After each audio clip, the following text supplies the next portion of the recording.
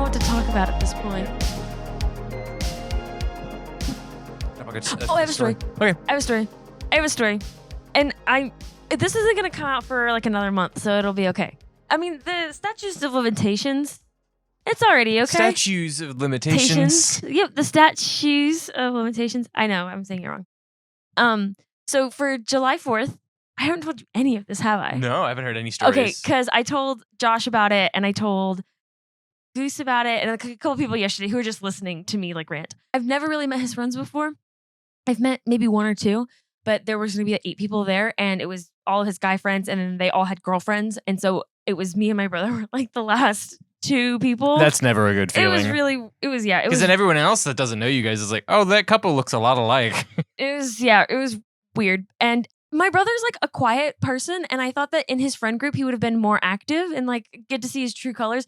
He's still very quiet, and they're not bad friends. I'm sure Maxwell gets along with him and everything, but they were also very to themselves. And I'm like, Maxwell, these are your friends? These are very quiet people. Yeah, I was like, but there are quiet people. I am. But so we were trying to find a place to blow up fireworks, and we went way up north to try and find an open field, and we couldn't find anything. We searched for like an hour, and then we get to we find just one off the side of like the freeway that's just open, and it's actually like right next to like a bank, and so a bank, money, not like a Okay. Yeah. When I said bank, I don't know if you meant like, or if you know like a bank on like a river or something. Yeah. Anyways, Wait, which one was it? It was a bank with money. Okay. So we get out and we walk behind the bank with all of our fireworks, and we blow up a couple of them, and they look nice and they're great and it's beautiful and whatever. And then one of Maxwell's friends pulls out a modified shotgun that they've like modified so that they can shoot fireworks out of them. Okay. All right. And yeah, no, he was gonna murder us all. No. Then his friend pulls out a shotgun and just starts blowing up buildings. And so they fire the shotgun, and there are a lot of sparks that come out of it, and there's a lot of tall grass around, and it was very dry, and the grass might have not survived and caught on fire. And I had to be the one in control. There was an adult present. One of the friends had his dad was with us. Or I don't know, because they're buddies like that, which was kind of weird. Anyways, so I'm the one who's yelling at everybody like, we gotta go run, put the fires out, stomp them out, and run to the back, do far to front, like, because they're gonna get bigger. So we're running, and we're stomping them out. When we get like closer to where we had originally started, the fires are too big. There's no way you can stomp them out. We didn't have any water. We didn't have any fire extinguishers. And I started yelling at everybody, we have to go. We have to leave. We have to call the fire department. We can't put these out. We're going to hurt ourselves. We have to leave. So I'm trying to get everybody to leave, and I'm telling, come in. We're running back to our cars, and we're like, now they're worried about the cameras. Can the bank cameras see us? Are they going to see the license plate? They see we have a shotgun or anything. We're running. We get in the cars. We call the fire department as we're like running to get in our cars. As soon as we pull out of the bank, like right behind us is the fire truck and pulls into the bank. And so it was fine. You won't find it on the news or anything. It was the 4th of July, like fire departments, like they have their trucks circling all the time because they know. My brother was working on July 4th, and he was like, I had so many calls. Yeah. It was just all night long. Yeah. And so, so it wasn't a big thing. Like we didn't burn down a building, but it was very frightening. And I took some videos for the vlogs that I've been making. Dude, this thing's on fire. Listen, and when we're done, I'll show them. I'll put them up on the Instagram if I remember. Josh has them on his phone because after it happened and we called the fire department, I deleted them. I sent them to Josh. I was like, delete the chat. I'm going to delete them off my phone. Like if the police ask, I was not there. We had nothing to do with it. You won't find any evidence on me. With the fire, where is my lawyer? Yeah, but the fire was huge. I have to show you a picture of it. And so we get back and they want to keep blowing up fireworks. They want to go somewhere else and blow up more fireworks. And we end up going. But the dad who was there, he came up to me and he was like, you handled yourself very well. You do very well under pressure. Like, do you know that? I was like, yes, I do. Why don't you? Why was I the one who had to? Okay. I work in the film industry. Pressure is my workspace. No, that's where I thrive. But I was also like, I shouldn't have had to be the adult there. Yeah. I shouldn't. You, in your infinite wisdom, or at least, I don't know, 20 more years on me, should have not let him pull out a shotgun. Yeah. That might have been. And have seen that there was tall, dry grass, and said, not that one. Or when the fire started, we should go. Any little bit of extra help would have been greatly appreciated. Mm-hmm. Instead, I was wrangling 17-year-olds, 18-year-olds. I don't know. Like it was. Well, this is Media for the Intellectually Impoverished. I'm Taylor. I'm Randy. And this is the podcast that enriches your mediocre lives. Yeah. So don't tell the police about Randy's endeavors during 4th of July. You don't know where it was. You don't know what bank it was. You don't even know who his friends are. You just know my brother's name. You're not going to find it. You don't know. You ain't gonna find it. You're not going to find it. You're not gonna find it. It was a fun night, though. And afterwards, one of the girlfriends, she was very upset. She's obviously distraught because it is like with fire, like you can't play with fire. Like it could burn down whole wildfires and forest fires, everything. It's extremely dangerous. And she was so distraught. She didn't want to talk to anybody. She was like, we can't do this again. I don't want to go out fireworking with you guys ever again. Like I've had a terrible experience. And I was trying to console her and I was like, hey, it's okay. Like you're alive. Nobody's hurt. We'll find out in a couple of days if we get arrested. If we broke the law. Yeah, it'll be okay. And I was just trying to comfort her. And then after that, I was like, man, the rush. I'm not. Where's the other you know what? I'm not going to be an arsonist, but I understand. I was like, yeah, I'm not going to be an arsonist, but I get it. I get the appeal. The adrenaline was. And while you were doing that, you know what I was doing? What were you doing? I was watching Zero Dark 30. That's a movie about catching Osama bin Laden. One of the movies. Okay. My parents were like, let's watch a patriotic movie. And I was like, great. And they're like, Zero Dark 30. And I was like, sure. Get the terrorists. Yeah, get the terrorists. It's a good movie. Mm. Based on a true story. It's supposedly based on eyewitness accounts. I see. Yeah. But that was a great segue because today we are talking about split storytelling. Was that a good segue? Because you were doing a thing and then I was doing a thing. Oh, you did do a good segue. I thought you meant with Bin Laden. I was like, We're talking about split storytelling today, and I want to talk about a book. It's called The Truth About Ben and June, and it was recently published. I actually got to read it because I work at a bookstore before it was published because we get preview copies. Did you not know that? You're breaking the law and you're reading books before they're published? I know. Randy has gone off the rails.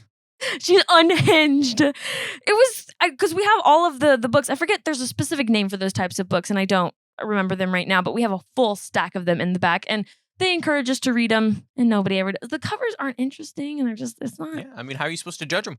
Exactly. But one of them, it was bright pink and bright blue, and it was The Truth About Ben and June, and I thought, that I want to know the truth about Ben and June. And so my little synopsis, I wrote it out because I wanted to make sure that I got it. And it's a very interesting story, and I'm going to jump to my recommendations already. You can do a little edit, a fast-paced recommendations, the song So you should read it. It's good. But so my synopsis is, Ben and June's first kiss was unlike any other, by chance meeting at a hospital on New Year's Eve. What followed was your typical romance with the trials of careers, getting married, and starting a family. Flash forward, Ben wakes up one morning to find his wife has left and must put the pieces leading up to her disappearance together to figure out why she left and where to. June is a new mother struggling to bond with her baby and beginning to miss the life she left behind to start a family. What is it that she really wants in life? And that's basically the book. And so and it's split story. That's what we're talking about. So we are getting 3 different stories at once. 3 different perspectives at once. We're getting third-person perspective of Ben and what he's going through in the aftermath of his wife leaving. We're getting Ben and June's when they first meet and their whole relationship leading up to the point of her disappearance. And then we're getting her letters that she wrote to herself, or she was writing them to her mom because her mom had passed away. And so this was her way of relieving her stress and anxiety, is by writing these letters to her mom. But in them, it's explaining the struggles that she's going through, her marital problems, the problems with bonding with her newborn child, and ultimately leads all to the same place of why she left and where she went to. And so all 3 of these stories are converging on the single problem. And I don't want to spoil what it is because it is kind of, there's a lot. I mean, halfway through the book, you think like she's just crazy. She's absolutely lost her mind. And then you're like, paranormal ghosts all of a sudden. And I don't want to spoil what it actually is because it's very heartwarming. But that's not the you don't need to know how it ends to talk about it. But I got nervous. I've been talking for a while and you not interrupt me. It's weird.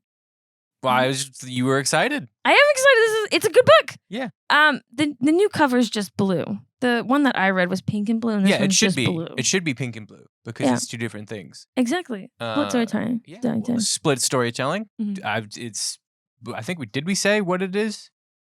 Oh, we didn't. Yeah. Split storytelling is when you have a narrative that involves multiple maybe viewpoints or multiple locations or multiple times, right? It's whenever you're telling a narrative story and you have split the story into multiple parts or sections that you are telling simultaneously or one after the other. Mm-hmm. So examples of this, that one that you just did, if you've seen Stranger Things season 4 is all 4 different storylines and they're all happening simultaneously and being told simultaneously. That's split storytelling. The Last of Us Part 2, which is what I'll be talking about, that is split storytelling. Anything that involves multiple viewpoints being told simultaneously. Yeah.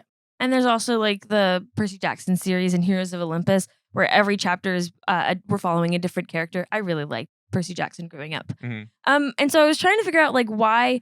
Well, I know the subject matter of the book is one reason that I really enjoyed it, and I felt very seen, and it felt very personal to me, despite not having a child. But just having been in relationships and the lack of communication. And I think that's what's so perfect about it is because the story is split up into like 3 ways. You really get to see like just what he's feeling, just what she's feeling as they were in their relationship. Just because he wasn't talking to her about how he was feeling, she wasn't talking to him. And so it really puts the reader into the character's shoes.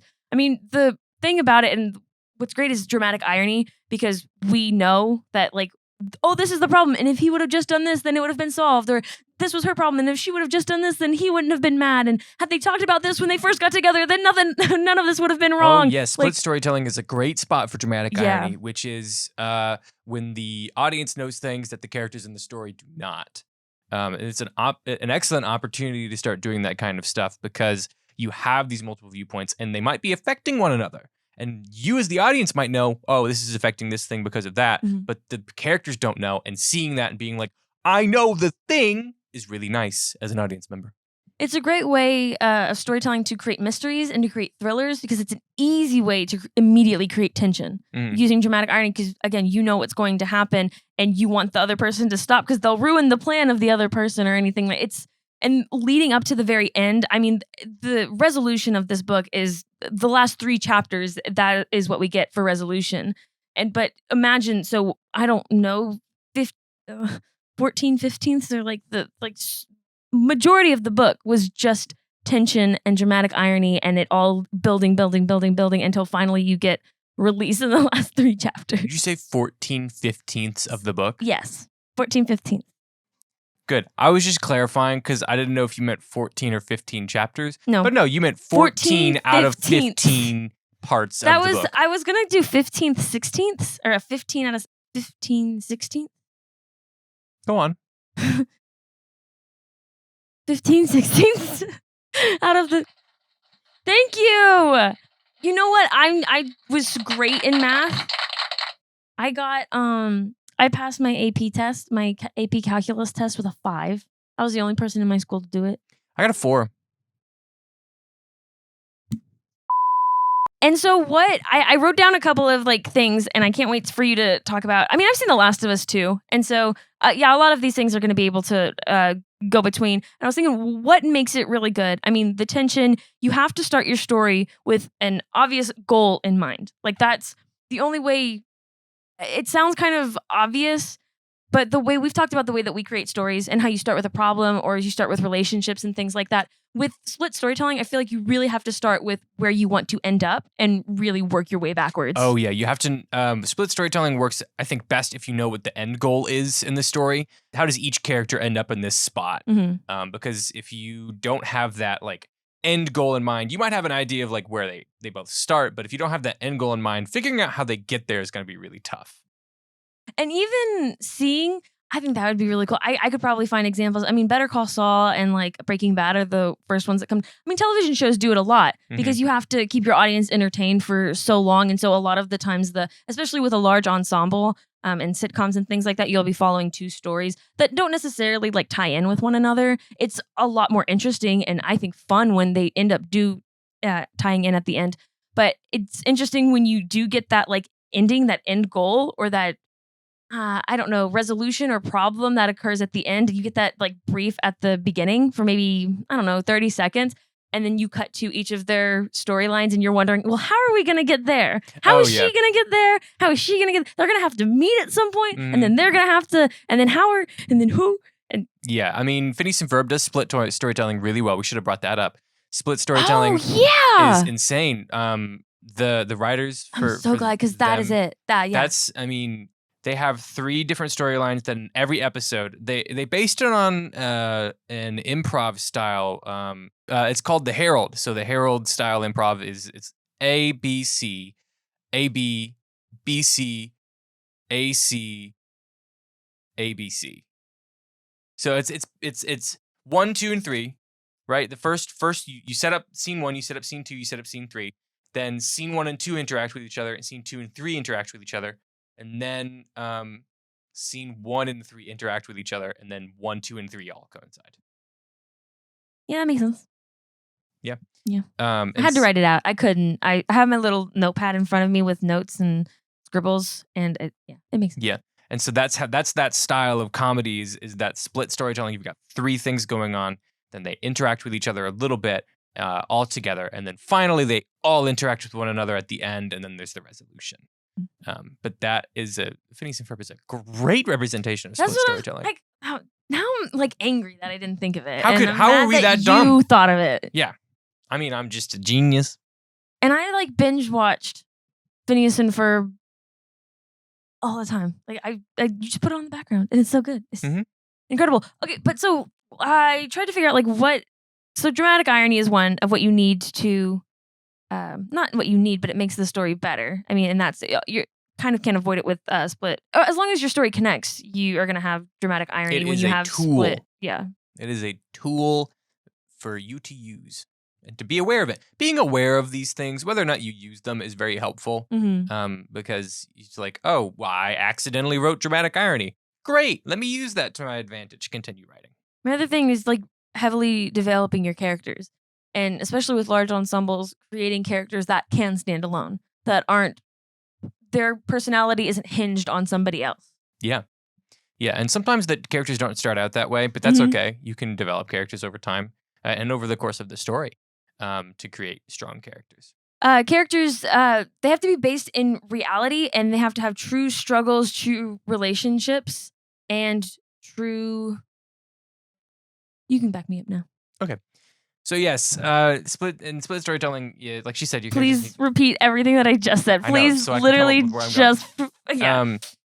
The characters need to be able to stand by themselves, because when those characters are not with other people, when you are splitting them up for these stories, you need them to be able to stand on their own. You need them to be able to make their own choices that then impact the other side of the story in some way.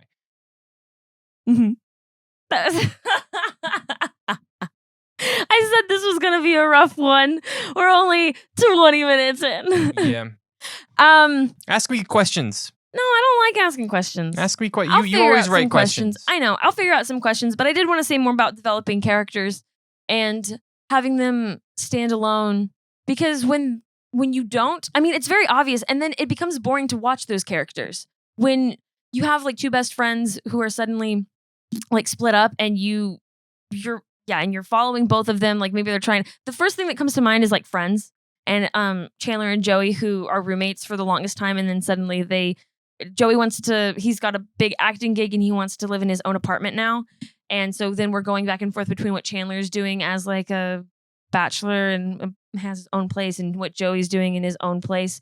And they're well-rounded characters, and so they do stand alone, and you are interested in what is going on in both of their lives. But I imagine if one of your characters is heavily hinged on the other, like there's a obvious like dominant friend in the group, and then you split them up, that inferior friend or the one who like usually takes the back seat it's not going to be interesting to watch, and you're going to find yourself it's finding it harder and harder to like write their side of the story, because what are they going to do? Everything they do is with their best friend. And that's a point in time when you need to maybe rewrite that character, figure them out better, and make them a more dominant friend, make them a stronger character. Moments like that where you feel your characters becoming weak, where you feel your scenarios becoming weak, or when you feel they might be strong, but they're not connecting with the audience correctly or something like that. That's a good time to take a step back, see the root of the character, and then look at how I can bring that back in, or maybe strengthen that character, or maybe you found something along the way of the story that would be a great way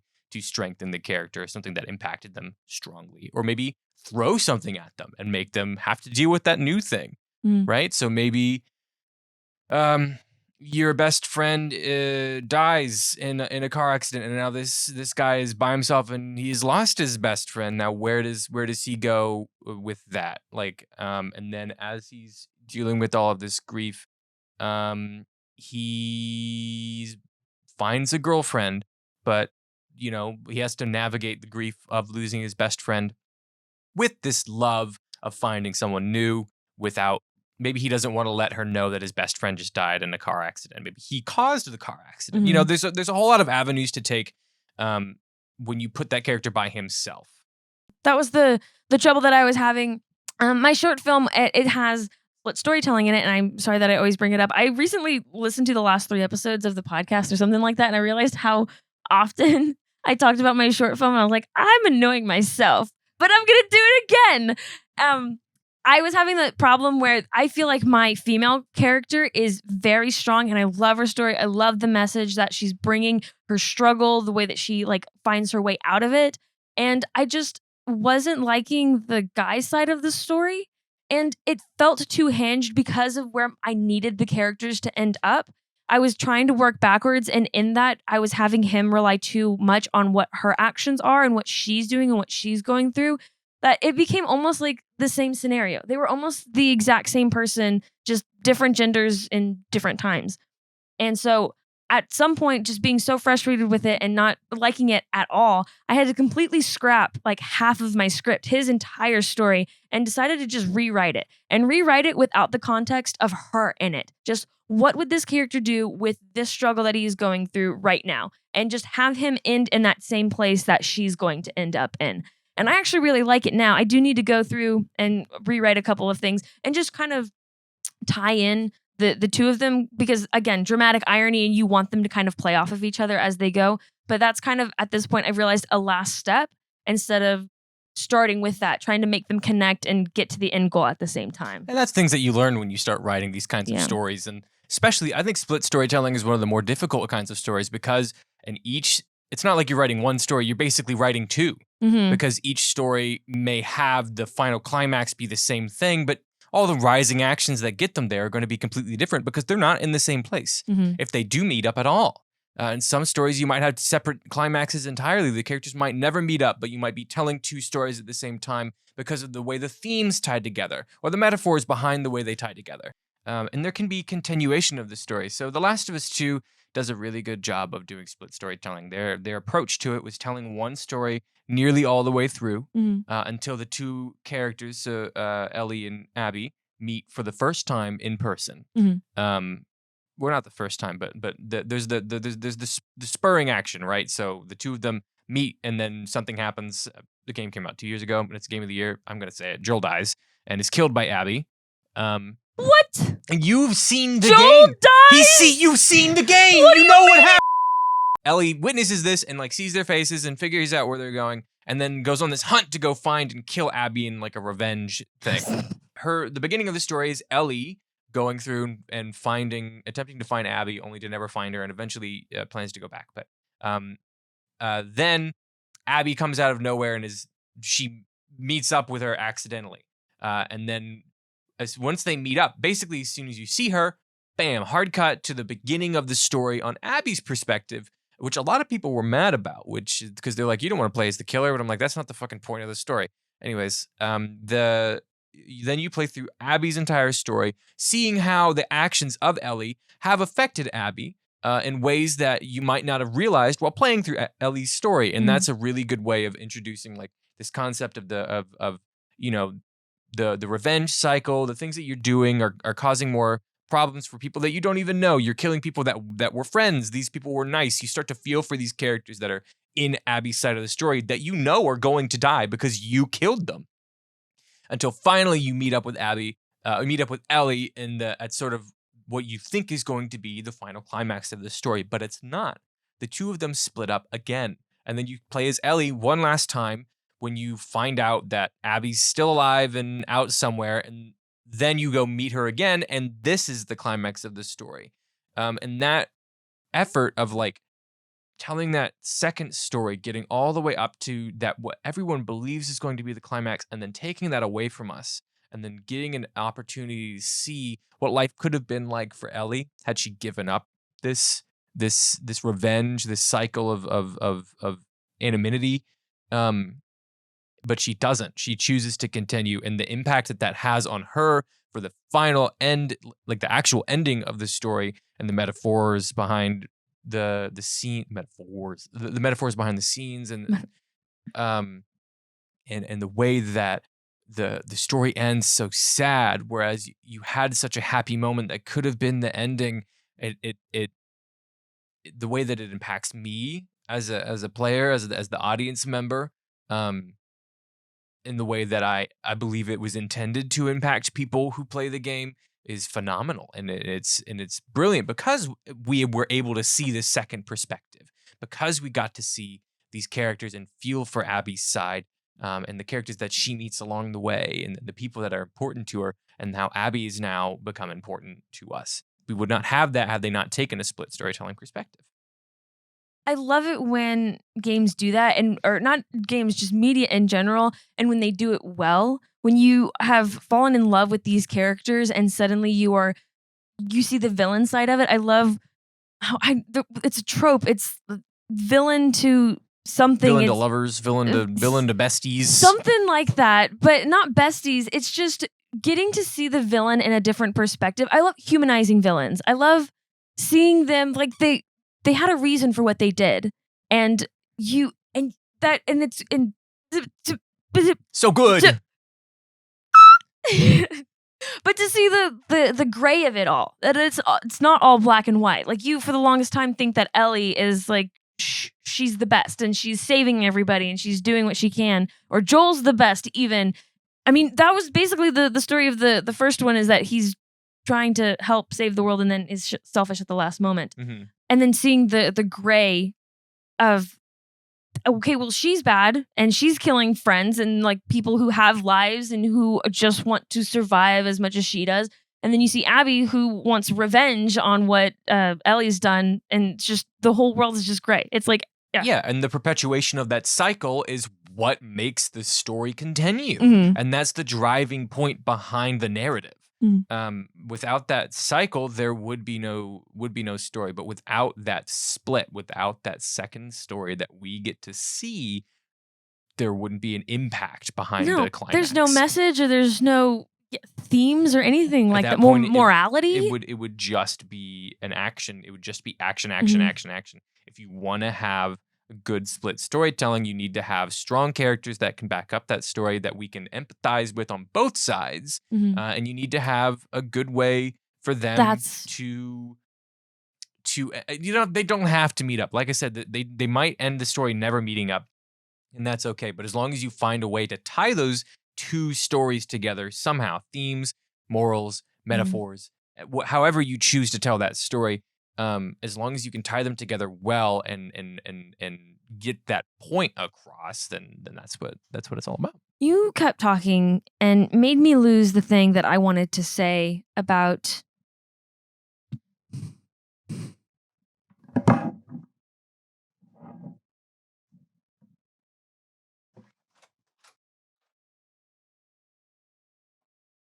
I'm gonna lock the door. He can't come back. I'll just hold the door. There's no way you can see me way over here, but I'm holding the door. He can't come back in. Did he just leave? Taylor! Oh, morality and metaphors. Oh, that was the other thing, is that I wonder if this is a better, or again, everything you do or you use in storytelling is a tool to better your storytelling or to create metaphors and themes. And heighten your story. But like split storytelling, it's empathy, it's morality. It's seeing both sides of the same coin. It's empathizing, and I love, because that's what it was that you took from me, because I was going to talk about empathizing, because you empathize with both Ellie and Abby, and the truth about Ben and June, and about, I mean, everything that we've just said. I mean, you could go with Phineas and Ferb, and you could go with the short film that I was talking about. Any of that, you empathize with all sides of the story, no matter who's the villain or who's the good guy. We're all human, and that's based on like good characters and truthful characters. Yeah, I had hair in my face. So sorry. he wasn't paying attention. No, I was paying attention to good characters at all, and truthful characters. Nope. I was paying attention. No, I pay attention to you. He can't. You always say that I don't pay attention, but I pay attention all the time. Never pay attention to me. It's okay. I'm sorry, we're getting a divorce.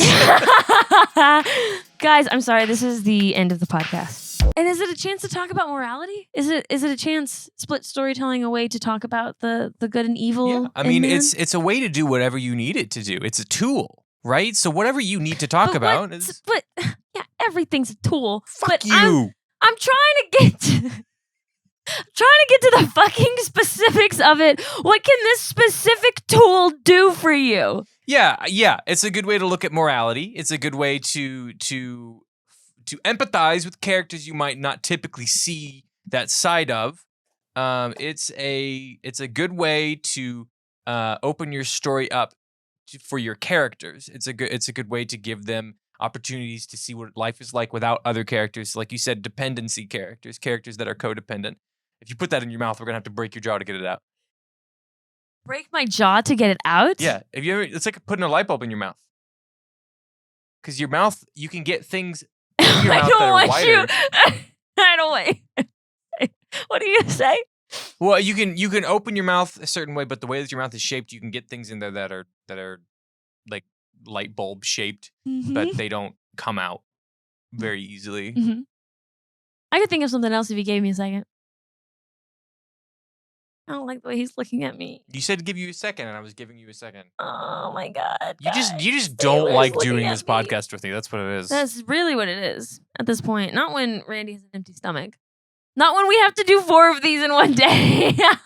Yeah, we haven't mentioned that. This is a crazy recording session. We've mentioned nothing. So we didn't really get to talk. I mean, we talked about it in Sophia's episode. We redid the set, and we named our plants. And we have I've mentioned a Midnight Mass poster back here. We will have an episode on that eventually, because it is my new favorite piece of media. I was talking to Josh about it earlier. Favorite movie, favorite TV show, favorite musical, favorite everything. That's what I was going to eat the mic. I interrupted your thought. You were speaking, and then I started eating the mic, and I found it. Okay, it wasn't me. I'm not the one who has to come up with the content. It was you who got cut off. So... Yeah, it's hard when you have to come up with the content, huh? No, but I mean, like I was saying, it's a good way to open your characters up to new experiences. If you have a longer story, and you need an opportunity to give your characters time away from one another to grow, split storytelling is a chance to do that. Really good. Yeah, so like TV shows, like you said, they use split storytelling anyways. But if you have a very like central focused cast that is all together, and your characters don't leave each other very often, giving them an opportunity to go outside of that friend group and to visit different places and see how those places affect them can impact their characters, and it can impact the story as a whole. Like it all depends on what you want to. Every tool is a tool. It is used by the writer. It is used by the craftsman to change and form and shape your story, and that's what it is. We can't tell you exactly what it's going to do for you. We can give you ideas, we can give you suggestions, but until you go out and actually write these stories and attempt to do these things, we can't do it for you. The amount of times we've said tool. Everything we talk about, things that we're talking about are tools. They're useful. They're for a kit. We're trying to build out your workbench So that when you sit down to write a story, that when you sit down to do this thing, you understand these concepts well enough to tell someone else, to create a story that impacts someone else so that they ask the same questions that you asked that brought you here. That's what we're here for. We're just trying to help you hone your craft. I took it away from you once, I'll take it away again. You said we need to find more ways to use it. If you abuse... I'm not abusing it. You told me to use it more. I'm using it more. No, but not for your own personal gain. That's the only point to use things is for your own personal gain. Why don't you clap for me? It's a tool that makes me feel good. It's not a tool. It's a tool. It's my tool now. No. What are you going to do about it? No. Don't you touch me. No. That made me think of D&D because I know a couple of our friends are like playing a campaign right now, and in campaigns that I've listened to, like Dungeons and Daddies, it's not a BDSM podcast. It's a Dungeons and Dragons podcast, and it's just called Dungeons and Daddies. Don't get weird with it. Yeah, it's because they're all dads, and it's all dad-themed D&D stuff. Exactly. But at one point, one of the characters just like gets unhinged and gets himself thrown in prison, and the other guys are like, "We're not going to save you. You can figure it out." And so they go on their own campaign, and so the DM then has to divide it and actually do 2 different sessions so that the characters don't actually know what's happening with each other. And so they're going off, they're doing their own adventure now, and he's just trying to escape from prison. It's really good, but like growth, and like he has to fend for himself. Yeah, and the only way that makes sense to do it is over like content, because it's actually splitting up the D&D group is not fun. No, it takes a lot. I mean, what DM wants to do 2 sessions to? And yeah. But that's a good opportunity. Dungeons and Dragons is a good opportunity to hone your storytelling craft in a group of people. If you can find a group of people that are interested in storytelling, that are interested in writing, that are interested in film, ask them to do D&D with you if you're interested in that. Like, no one, I'm not being like, do D&D if you want to be a better writer. Be D&D. It's a fun way to collaboratively tell a story and to get maybe some ideas for characters to actually write about. You can test some characters out. It's kind of like a focus group for storytelling. Yeah. In a way that has dice. So if you want to do that because it's fun. I just got to get better at committing to bits and just role playing in general. Yeah. Who was talking about it? Oh, I was talking with one of my friends. I don't know if he wants to be named, so I won't name him. And I was talking to him, and he has a younger sister who he's trying to get into playing D&D, and he was talking about how she doesn't want to do it because she thinks like it's embarrassing to act. And I completely get that. Like, it is very embarrassing to act. And I'm like, I know I'm with all of my friends, and yeah, they'll make fun of me, but like, I don't want them to make fun of me. It's weird. There was something else that I was going to say, trying to get back to split storytelling, or did you have more that you wanted to say about D&D? No, I mean, I just enjoy it. I think that everyone should give it a chance, even if you don't think you would like it. If you can find people that are enthusiastic about it, and just try it, because you never know.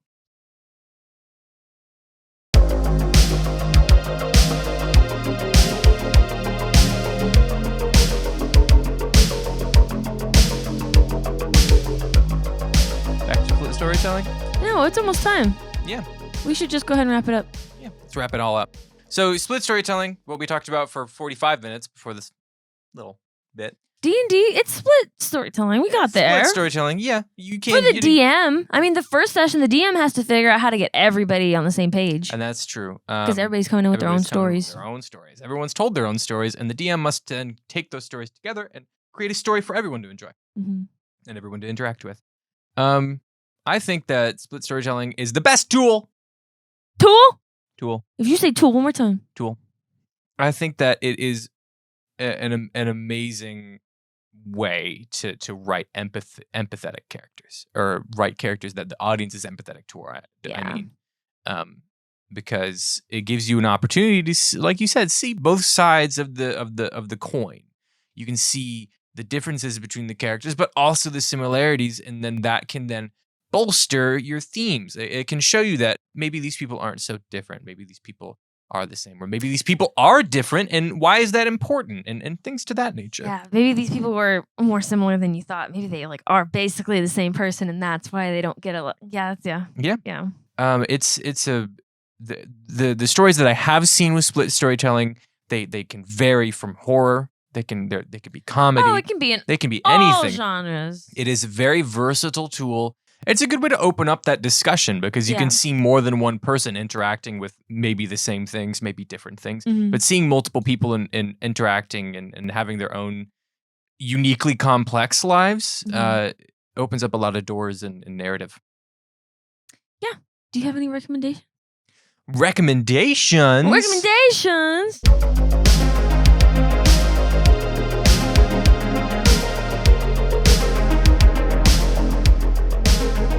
Please read. While he's looking that up, I can finally take the floor. Please read The Truth About Ben and June. I know that was what we talked about at the beginning, but everything that we said relates back to the book and why it is so good. And it does talk a lot about mental health and those kinds of struggles, as well as relationships and the turmoils in it. It is a really good book. It's out for sale. Come to my Barnes & Noble so we can get more money. I wasn't paid to say any of this. I just want you to know that wasn't. Another recommendation. I'm gonna Phineas and Ferb. That was good. I say Phineas and Ferb is my... you all have to have seen it at this point. It's absolutely... I don't know. I mean, that's a pretty hard generalization right there. Okay, I am so sorry if I just marginalized you, and yeah, you non-Phineas and Ferbers. Honestly, but it is a great show. We never really explained the three. You were the one who assumed. Did you explain the 3 different storylines? You didn't. We always follow the 2 brothers, Phineas and Ferb, and whatever crazy invention they've made. We follow... There's not 3. Do we follow Candace and her pursuit into trying to get her mom? You follow her. You follow the brothers. You follow Candace. You follow Perry the platypus. Yeah, okay. And so it's Candace is trying to rat out her brothers to her mom and then can never actually show her their inventions.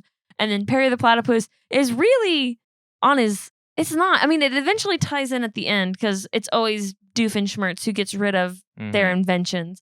But Perry goes off to fight an evil villain named Doofenshmirtz. Yeah, Dr. Doofenshmirtz. Dr. Doofenshmirtz. I got one. I got one. Put it down. Put it down. I figured it out. I got it. No, Death Note. Never seen it. So Death Note is a story of it's a manga turned to anime, turned to terrible Netflix adaptation, about a very, very smart Japanese student finds a book on the ground that has the power to kill people by writing their names down in it. Wow. And it is the story of him attempting to become like a god and cull the world of all the evil. And then the police task force that is trying to catch him. Oh, that's cool. Yeah. And so it splits between the 2 of them. And it's basically like there's like this guy named L that is the smartest like detective alive, basically. And he's also a high school student because they have to be high school students because it's manga. You want to relate to the kids. But it's the 2 of them. It's like a battle of wits between the 2 of them. And the entire time you never really know who's going to overtake the other. Because they're both so brilliant that they like stop the other in their tracks or they trick the other. And so it's just these mind games through and through. And it's really, really good. I'm not a huge fan of the 3rd act of it, but that's besides the point. The rest of the story is amazing. So yeah, thank you guys so much for joining us on this intellectual journey, and we will catch you guys in the next one. Bye. Can we get Chipotle?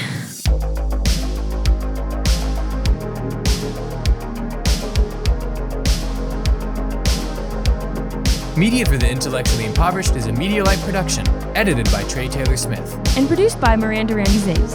Follow us on social media at NFTII Podcast. Or email us at mftiipodcast@gmail.com. Thanks for listening.